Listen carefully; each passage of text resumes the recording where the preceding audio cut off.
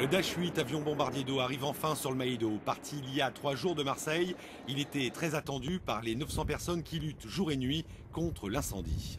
C'est très positif comme vision. Hein, c'est sûr que c'est complémentaire et bon, ça rassure en même temps. Le Dash intervient à des altitudes où un Canadair ne peut pas aller. Ce matin, il larguait 5000 litres d'eau sur ses cibles à chaque passage.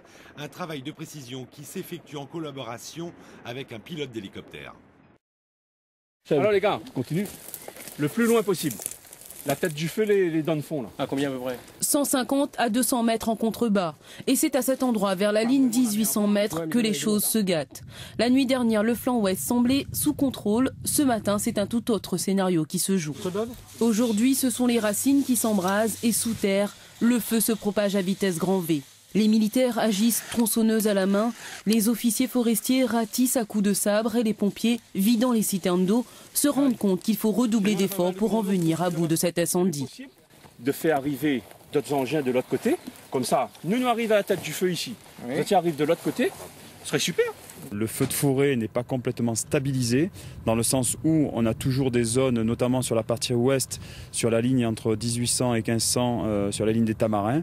On n'a pas encore mis la main dessus complètement, c'est-à-dire qu'on n'a pas pu mettre des établissements, des tuyaux jusqu'au fond des collines et des arbres pour aller éteindre les dernières souches.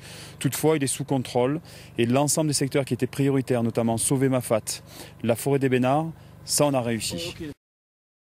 La technique de forage utilise des quantités importantes de boue chimique injectées sous pression dans la tige perforante.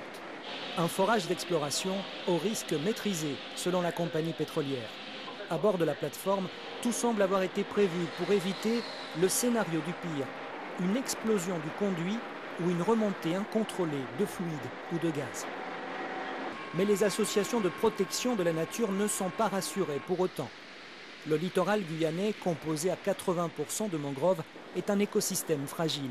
Et le risque éventuel de pollution ne serait pas pris en compte dans les études d'impact. En cas d'accident important, de marée noire, et si cette marée noire venait à toucher le littoral guyanais, eh bien, à l'heure actuelle, rien n'est prévu pour faire face sur le littoral et notamment sur la mangrove et sur les vasières à l'arrivée du pétrole.